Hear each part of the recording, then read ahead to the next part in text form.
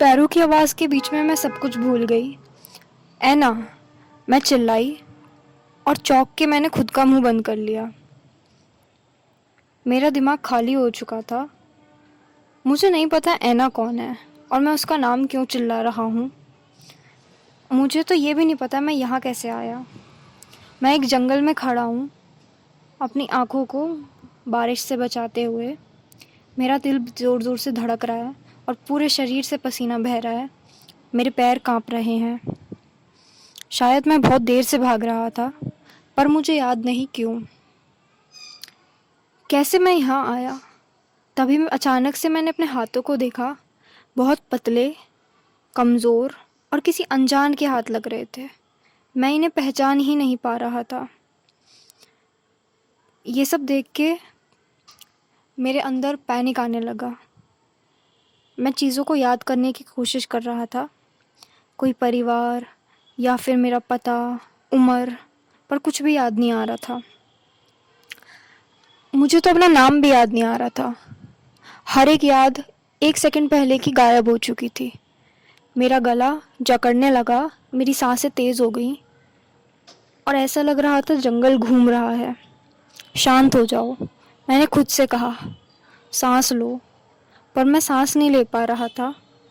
मेरे कानों से खून दौड़ रहा था। लड़खड़ाते हुए मैं ज़मीन पे गिर गया। सांस लो, शांत हो जाओ, मैं खुद को समझा रहा था। मैंने अपनी आंखें बंद करी ज़ोर से और खुद का डर को कम करने की कोशिश की। बहुत देर तक कुछ सुनाई नहीं दिया। फिर धीरे धीरे डर थोड़ा कम होने लगा और मुझे बारिश की आवाज़ सुनाई देने लगी। बारिश की बूंदें पत्तों पे गिर रही थीं। टहनियों की आवाज़ें, कौवों के उड़ने की आवाज़ें। मेरे पास से ही एक खरगोश भागा।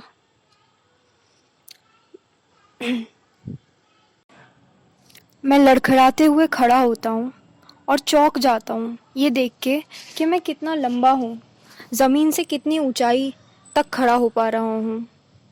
थोड़ा बहुत लड़खड़ाने के बाद मैं अपने पैंट से गीली पत्तियों को हटाता हूँ और तभी नोटिस करता हूँ कि मैंने डिनर जैकेट पहनी है और मेरी शर्ट पे मिट्टी लगी हुई है और रेड वाइन गिरी हुई है। इसका मतलब मैं किसी पार्टी में था। मेरी जेब खाली है और मैंने कोई कोट भी नहीं पहना, यानी कि मैं कहीं रुकने के हिसाब से गया था। इससे मुझे थोड़ी शांति मिली। लाइट आसपास देख के लग रहा था कि सुबह हो गई है, यानी कि मैं रात से गायब हूँ।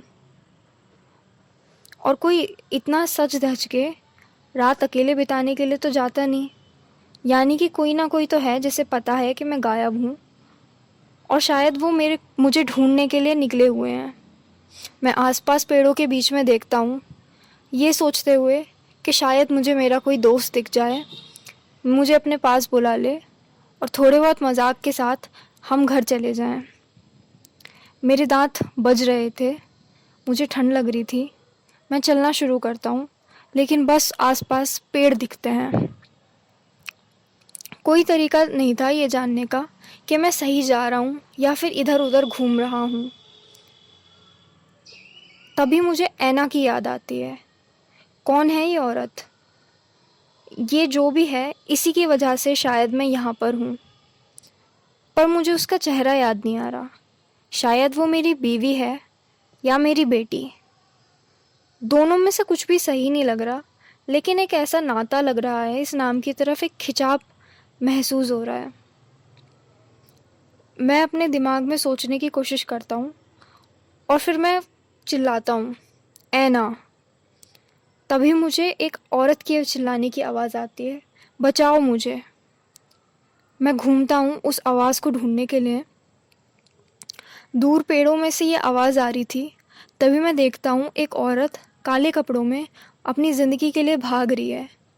कुछ ही सेकंड बाद मैं देखता हूँ उसके पीछे एक आदमी भाग रहा है। रुक जाओ, मैं चिल्लाता हूँ, लेकिन मेरी आवाज़ बहुत कमज़ोर और थकी हुई थी। शौक ने मुझे जकड़ लिया।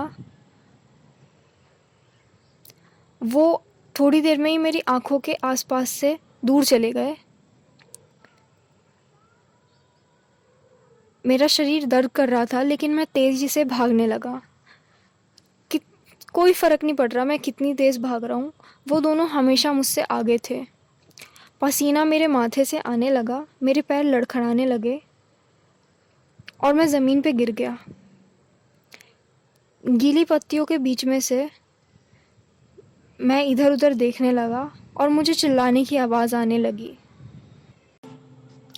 ऐना की चीखें पूरे जंगल में घूम रही थीं और अचानक से सब कुछ शांत हो गया। मुझे एक गन के चलने की आवाज़ आई। ऐना, मैं ज़ोर से चिल्लाया। कोई जवाब नहीं आया, बस गन की आवाज़ धीरे धीरे कम होती सुनाई दी। 30 सेकंड तक मैं रुका रहा था जब मुझे पहली बार ऐना दिखी थी, और इतने ही देर में मर्डरर उसके पीछे चला गया। 30 सेकंड की वजह से शायद ऐना मर गई। मेरे पैरों के पास एक मोटी सी लकड़ी थी।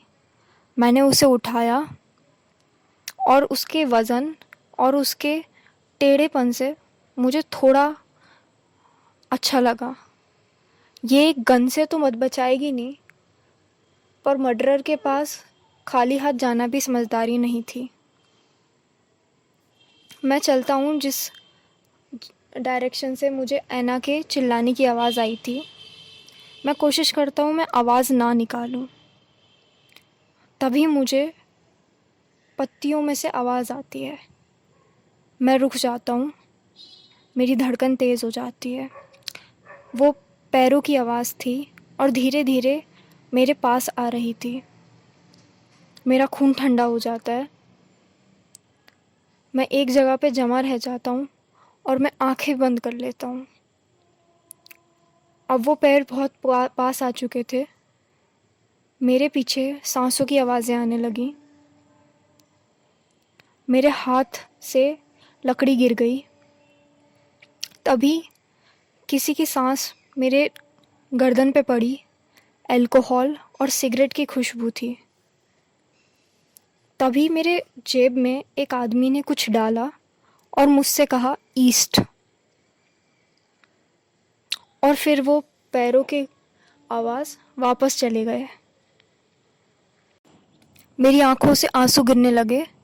मैं खुश था, इतना खुश कि कोई मुझे देखे तो उसे दया आ जाए मुझ पे। मेरी आंखें बंद कर रखी थी मैंने, तो मैं देख भी नहीं पाया वो आदमी कौन था। डर धीरे धीरे जाने लगा और तभी मैंने अपने पॉकेट में हाथ डाला तो मुझे कुछ भारी सी चीज़ दिखी। मैंने बाहर निकाला तो वो एक सिल्वर कंपास था। उस कंपास का गिलास टूटा हुआ था और उसके पीछे SB लिखा हुआ था। मुझे कुछ समझ नहीं आया, पर इतना साफ था कि मर्डरर चाहता है कि मैं ईस्ट जाऊं इस कंपास की मदद से। मैंने दुख के साथ जंगल में देखा। ऐना की लाश वहीं कहीं पड़ी होनी चाहिए, लेकिन मैं बहुत डरा हुआ था वापस जाके ढूंढने के लिए। कहीं इस बात से किलर गुस्सा ना हो जाए और मुझे ना मार दे। बहुत देर सोचने के बाद, कंपास को घूरने के बाद, मुझे इतना तो पता चल गया था कि ये कोई गेम है और इसके रूल साफ हैं जो मुझे फॉलो करने हैं। मैं देखता हूँ कंपास नॉर्थ दिखाता है। मैं ईस्ट डायरेक्शन में चलना शुरू करता हूँ।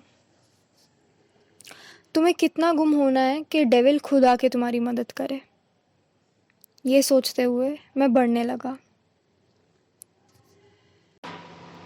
तो थैंक यू यार सुनने के लिए। बहुत इंटरेस्टिंग स्टोरी है। अभी चैप्टर 1 था, नेक्स्ट आगे पार्ट आते रहेंगे। Please subscribe.